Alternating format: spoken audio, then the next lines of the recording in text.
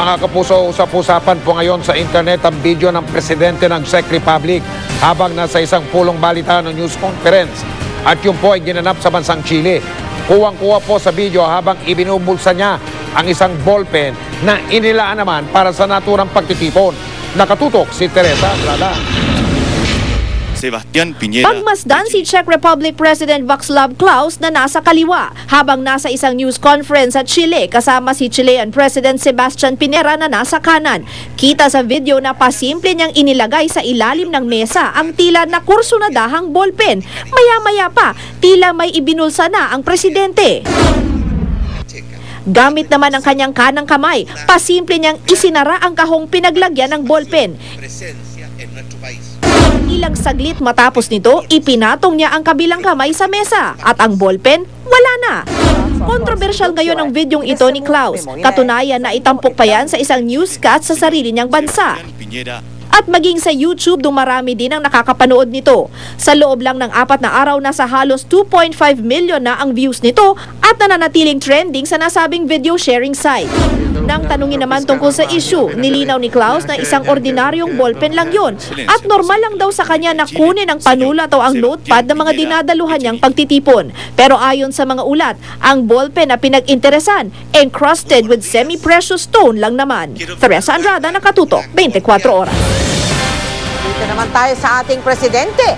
Isang espesyal na binibini ang kasalo kanina ni Pangulong Noynoy Aquino sa pananghalian.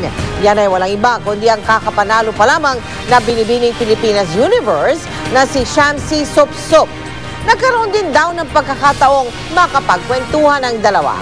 Kabilang sa mga pinag-usapan nila ay kung paano sinagot ni Supsup ang tanong sa kanya sa question and answer portion ng binibining Pilipinas pageant. Samantala, sinabi naman ng Pangulo na magiging abala pa rin siya sa Semana Santa. Ang biro nga ng Pangulo magbabakasyon daw kasi ang ilang sa kanyang kabinete. Kaya siya muna daw ang magtatrabaho. Nauuso po ngayon ang kakaibang bersyon ng larong basketball. Ang tawag po ay circ ball. Alamin po natin kung paano po ito linalaro sa pagtutok ni Mark Sembrano.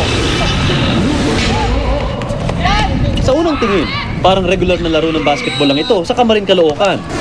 Pero sa korte ng mga ring at hugis ng mismong court, isang panibagong sport pala ang nilalaro na gawang Pinoy. Ito ang larong circ ball, isang kakaibang version ng basketball na nilalaro sa loob ng isang bilog na court. At imbis na magkabila ang dulo ang dalawang ring, sa gitna na tinatawag na cluster ring design ang ginagamit.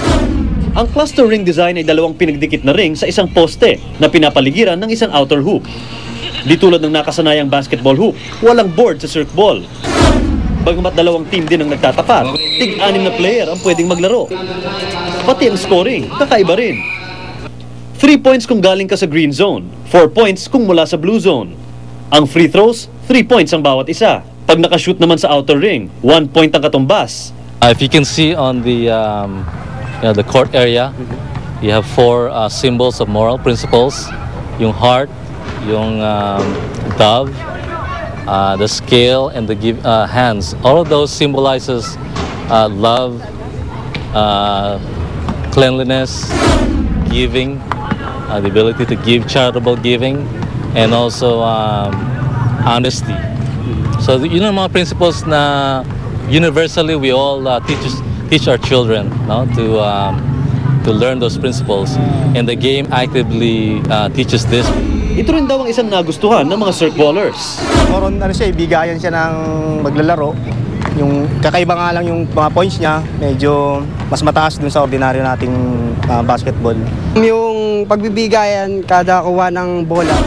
Balak daw palaganapin ng mga founder ang circ ball hindi lang dito sa Pilipinas, kundi sa ibang bansa bilang isang Pinoy sport. Mark Sembrano, Nakatutok, 24 Oras. Up next, mga obra ng isang Pinoy designer tampok sa America's Next Top Model.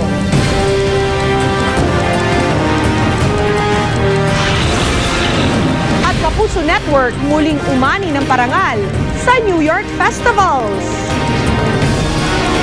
Tutok lang dito sa 24 Oras.